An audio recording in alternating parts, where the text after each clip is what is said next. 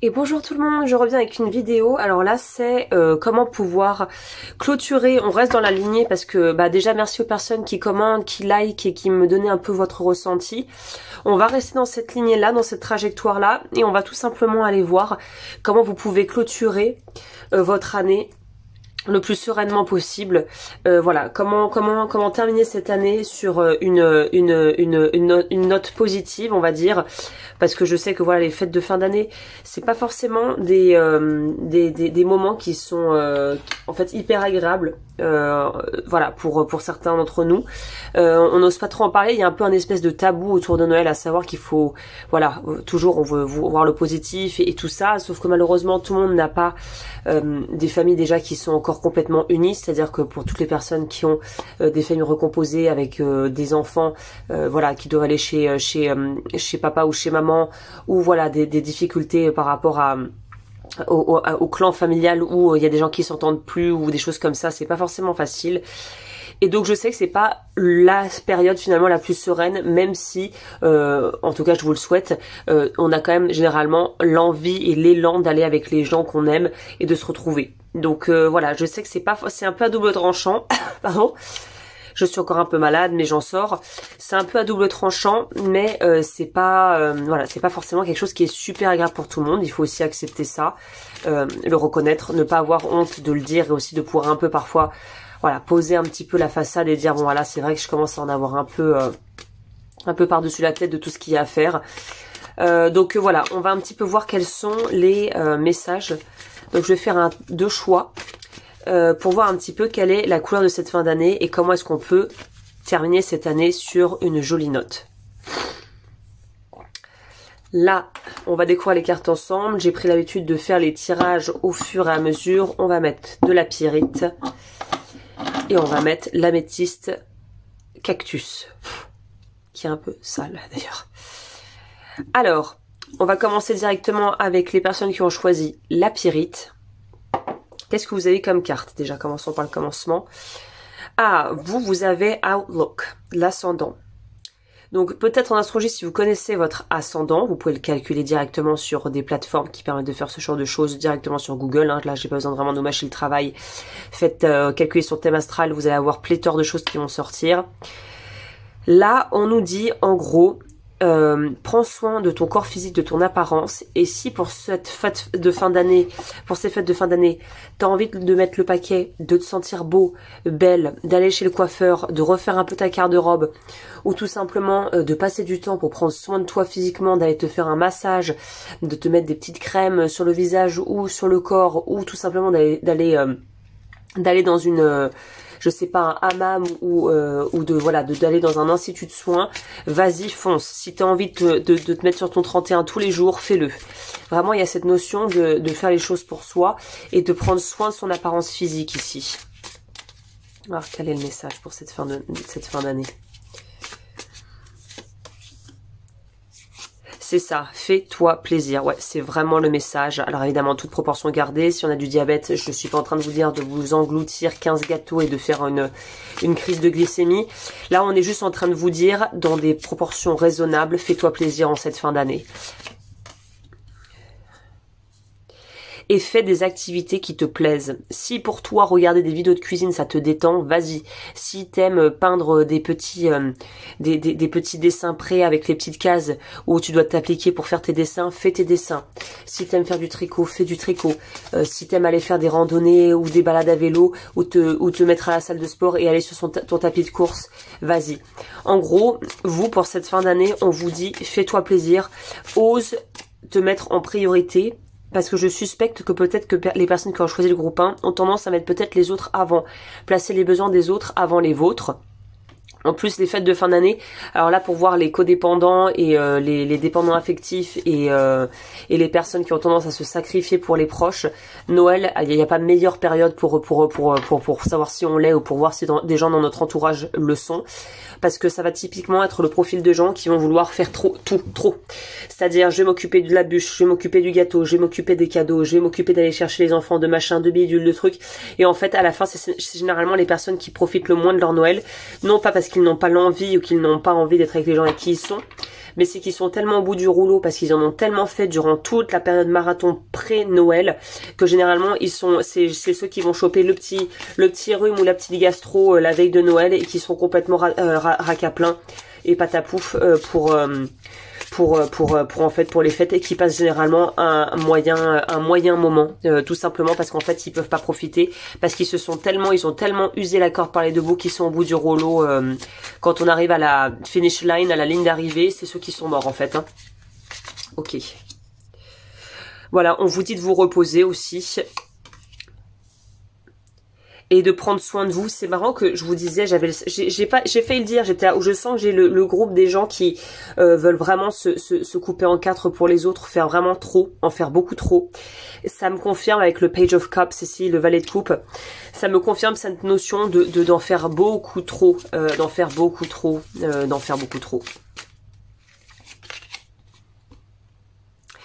Et là, on vous dit justement, avec l'as d'épée, c'est pour moi cette notion de s'écouter et de savoir dire en fait non. Si on sent qu'on a le corps sonne, la sonnette d'alarme, qu'on sent qu'on est en train de dépasser nos propres limites et ce qu'on est capable vraiment de donner aux autres, il faut savoir s'arrêter. C'est vraiment de la sagesse que de savoir qu'il faut s'arrêter en fait. Donc vous, le maître mot pour cette fin d'année, il est limpide, c'est prenez le temps de faire les choses à votre rythme, vraiment, et de pas vous en mettre plus que ce que vous ne pouvez porter, parce que vous allez le payer après, et surtout vous allez peut-être même avoir du ressentiment par rapport aux autres, et on va se retrouver dans cette espèce de chaîne et de cycle infernal. J'ai aidé, personne m'a aidé, j'ai encore tout fait, j'ai pas profité, l'année prochaine ça sera différent, et on sait que l'année prochaine ça sera pareil si vous ne mettez pas des limites et si vous n'arrivez pas à expliquer et exprimer vos besoins. Et en fait on se retrouve dans une espèce de sentiment d'amertume et de mécontentement qui finalement perdurera tant que vous n'arriverez pas à poser des limites concrètes. Là c'est limpide. Je vais quand même prendre un message conseil avec les petits animaux que j'ai utilisé pas mal ce mois-ci, parce que je trouvais que cet oracle parlait bien et était bien dans le thème.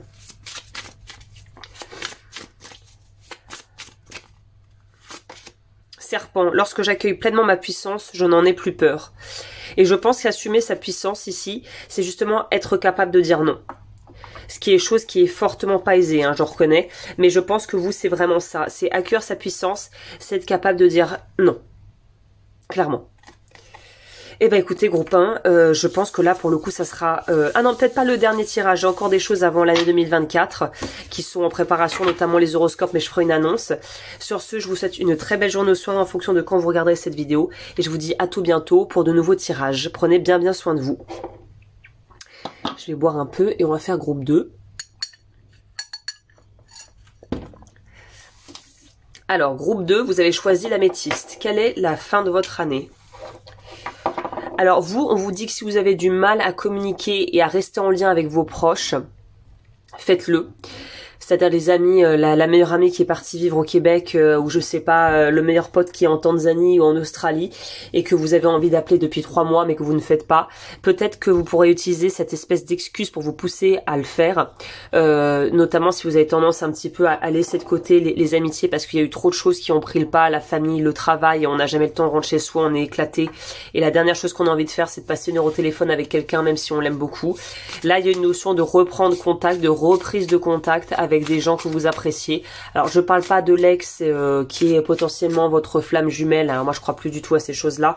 Je vous conseille d'ailleurs un reportage Netflix que j'ai vu passer, Escaping Twin Flame Universe. Alors là ça fait froid dans le dos vraiment, mais du coup ça m'a conforté dans cette notion de ne plus utiliser de termes, de labels et d'étiquettes pour décrire ce que l'on vit au niveau sentimental avec des gens. Et je pense que c'est peut-être quelque chose, si ça sort pour vous, c'est peut-être que ça pourrait vous être utile de regarder ça, ou de sortir en tout cas de quelque chose de j'attends que l'ex revienne et l'ex ne revient pas.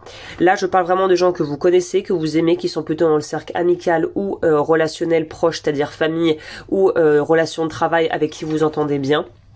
Mais c'est clair que là on vous dit, la notion sociabilité pour moi vient nous rappeler qu'il est important de dire aux gens qu'on aime, qu'on les aime en fait. Et de les voir si on peut, mais s'ils sont trop loin déjà, d'envoyer un petit message, d'avoir une pensée, une attention, d'envoyer peut-être même une carte postale. Je côtoyais une époque une amie avec qui j'ai décidé d'un commun accord de couper les ponts, mais qui avait cette petite attention elle voyageait beaucoup et elle m'envoyait des cartes postales. Donc évidemment c'est pas aussi rapide qu'un SMS, mais ça fait plaisir de trouver autre chose dans ses factures. Je veux dire que dans sa mailbox là, dans sa boîte aux lettres, autre chose que des factures, et de voir par exemple une carte d'Italie ou de Rome ou de je ne sais où avec un petit timbre et une petite carte pour te dire et je pense à toi, ça fait plaisir. Donc il y a une notion ici de vraiment pouvoir vraiment avoir des attentions et renouer avec ses proches et renouer avec des personnes qu'on aime mais qu'on n'a peut-être pas l'occasion de voir. Les fêtes de fin d'année sont peut-être le moment de faire ça pour vous. Alors, 7 de bâton. On vous dit nettoyer, peut-être qu'il est temps de nettoyer la cuisine ou de nettoyer votre maison, de faire un petit ménage et même un tri peut-être si vous avez tendance à entasser beaucoup de choses et à avoir peut-être trop de choses plus que nécessaire, dirons-nous. Oui, il y a un truc par rapport à la maison. Nettoyer la maison, c'est peut-être le moment aussi d'envoyer un petit message à quelqu'un que vous avez perdu de vue, avec qui vous étiez un peu en froid pour des raisons finalement dont vous ne vous souvenez même plus. Vous savez, ce genre de truc où on a ça aussi avec les gens de notre famille, on se prend la tête. On s'est pris la tête il y a 3 ans, on sait même plus pourquoi, et maintenant on sait qu'on se parle plus, mais on sait plus vraiment pourquoi on se parle plus finalement, ce qui est un peu bête finalement. Donc voilà, là il y a une notion de pouvoir aussi renouer avec des gens de la famille ou des proches avec qui il y a peut-être eu un peu friture sur la ligne, on sait même plus vraiment pourquoi. Qu'est-ce qu'on nous dit? Le magicien, il y a une notion vraiment de ménage, je sais pas pourquoi. Alors je sais que ce tarot, le Housewives Tarot, est c'est un petit peu le petit jeu en fait qui est derrière, c'est effectivement le Housewives Tarot. On nous parle quand même de quelque chose où on est en lien avec une espèce de caricature de la femme parfaite des années 60. Mais au niveau des illustrations quand même, ce qui me tape dans l'œil, c'est cette notion maison, nettoyage. Donc il y a vraiment peut-être un besoin ici de faire du tri et de nettoyer votre maison, de faire vraiment l'inventaire de ce que vous avez besoin de garder, de ce que vous n'avez pas besoin de garder. Peut-être que finalement, je vous le dis parce que alors c'est peut-être que ça pourra vous parler. Je sais que dans les familles nombreuses où vraiment il y a une disparité au niveau des styles de vie, c'est-à-dire qu'on peut avoir, je sais pas, dans les grandes familles où il y a, je sais pas, vous avez déjà 4-5 frères ou sœurs, c'est énorme, ou même si vous en avez 3 ou 4 et que finalement ils ont eu des enfants, il y a la belle famille. Si on a des gens et on sait qu'on a des gens dans la famille qui, je sais pas, sont en train de passer une phase difficile au niveau pro, ont perdu leur emploi, ont pas beaucoup de revenus, c'est très compliqué. Et nous, ce qu'on fait dans la famille, c'est le tirage au chapeau. Ça veut dire qu'on va assigner en fait des personnes qu'on tire au sort pour faire un cadeau à l'autre. Comme ça, on n'a qu'un cadeau à faire à une personne bien définie et on met un budget maximum pour tout le monde. C'est-à-dire que si le budget max pour la personne qui est le plus en dèche dans notre famille ou voilà dans nos proches, c'est 25 €, et ben le budget pour tout le monde, ça sera 25 €. Et si on veut se faire des beaux cadeaux entre guillemets un peu plus onéreux pour des membres de la famille, par exemple si on veut offrir à son père ou notre mère veut nous offrir un truc bien, on fait ces cadeaux mais hors Noël, c'est-à-dire que le 25 ou le 26 eh bien on se retrouve, on fait un petit repas avec voilà ceux qui voulaient vraiment se faire des cadeaux, qui ont envie de passer un moment ensemble, et là on va pouvoir offrir les cadeaux un peu plus onéreux pour ne pas en fait pour respecter les personnes qui le soir de Noël n'auraient pas pu faire plus et sont déjà présents physiquement, et c'est déjà bien en fait. Donc voilà, si vous êtes dans une situation où vous savez qu'il y en a qui gagnent très bien leur vie et d'autres vous savez que c'est pas ouf ou qui sont dans une phase vraiment pas terrible, ça permet de respecter tout le monde et de respecter un budget, de pouvoir avoir une seule personne à qui offrir, voilà, symboliquement pour le soir de Noël. Donc ça peut être pas mal, je vous dis ça comme ça. Nous on fait ça depuis 20 ans, comme ça on n'a jamais eu de soucis, et on a même eu des Noëls où on offrait que des choses type papeterie, livres, BD ou livres de cuisine, parce que là on savait que ça serait à la portée de toutes les bourses en fait, même des gens qui avaient le moins de moyens en fait. Donc je vous dis ça, je sais pas pourquoi, il y a peut-être une notion, voilà, il y a quand même cette notion de ménage qui ressort. Nine of Swords. c'est ça. Si votre angoisse c'est de ne pas pouvoir faire assez bien, ou qu'il y ait des gens qui auraient peut-être plus de moyens, ou que vous avez l'impression que vous n'avez pas assez de choses à offrir, ou que à Noël vous voulez vous investir, on vous donne pas trop vraiment en fait de missions, bah peut-être demandez tout simplement, demandez à vos proches, voilà, demandez à vos proches en quoi je peux aider, et si financièrement vous ne pouvez pas vraiment voilà mettre au pot commun par exemple pour la cagnotte pour acheter toutes les courses, les bûches, les machins, les bidules, bah peut-être que vous pouvez apporter autre chose que l'argent, à savoir peut-être cuisiner des choses que vous allez faire vous-même, ou alors vous rendre utile et dépanner quelqu'un pour autre chose que l'aspect purement préparatif de fête. Mais on dirait que vous avez envie de vous investir peut-être dans les préparatifs. Faites-le, mais sans vous surcharger à votre mesure, et n'hésitez pas peut-être à aussi tendre la perche si vous voyez quelqu'un dans la famille ou dans vos proches va peut-être passer Noël tout seul parce qu'il n'a pas de famille, parce qu'ils sont loin, parce qu'il est déprimé, parce qu'il est en froid avec machin bidule. C'est je sais que j'ai une amie corse du coup chez qui je travaille, donc j'en profite si vous voulez faire des petits cadeaux de Noël et offrir des bijoux ou des pierres, ça peut être des très beaux cadeaux qui sont à des prix abordables. Il y a la Tourmaline à Aix-en-Provence. Pour ceux qui sont dans le sud, on est ouvert tous les jours. Là, on va être ouvert, je la seconde, on va être ouvert tous les jours jusqu'au dernier rush qui est voilà le 23, où on sera ouvert toute la journée. Les pierres, ça peut être un très joli cadeau à peu de frais qui fait vraiment plaisir. Et pour revenir à ce que je disais, en fait, Pauline, donc elle est corse, et en Corse, il y a un peu une tradition, si vous voulez, ça s'appelle l'assiette du pauvre. Et on a typiquement coutume dans les familles là-bas de laisser un couvert en plus, vide. Et c'était à l'époque au cas où il y avait quelqu'un qu'on recueille sur la route, qui est seul, qui a pas de maison, voilà, qui n'a rien. C'était voilà l'assiette du pauvre, on offre. Et je trouve que c'est une très belle idée de se dire bah voilà, si on a quelqu'un dans la famille qu'on connaît, même peut-être un ami de loin ou le meilleur ami de votre fille, je sais pas, et vous savez que cette personne est dans une phase difficile ou a pas de famille ou est en mauvais terme avec sa famille, bah l'assiette du pauvre, ça permet d'accueillir quelqu'un en plus un peu à la dernière minute pour Noël, pour pas qu'il passe Noël tout seul. Voilà. Ça, je trouve que c'est un joli, c'est porteur de jolies valeurs. On va voir au niveau du conseil pour vous, c'est quoi? Taureau, j'incarne en conscience chacun de mes actes et de mes décisions. Donc ça peut être aussi décider justement de passer Noël avec d'autres personnes que les gens de votre famille, si justement vous n'êtes pas en bon terme et que ça vous stresse. Donc évidemment remettez dans le contexte, mais là en gros c'est dans tous les cas les deux tirages c'était prenez soin de vous et investissez-vous à la juste mesure pour vous. Bah écoutez, je vous embrasse bien fort, n'hésitez pas comme toujours à liker, à aimer cette vidéo, à vous abonner, à partager si vous pensez que ça peut être utile pour quelqu'un, et nous on se retrouve d'ici probablement le 30 ou avant pour les horoscopes pour janvier 2024. D'ici là, prenez bien soin de vous.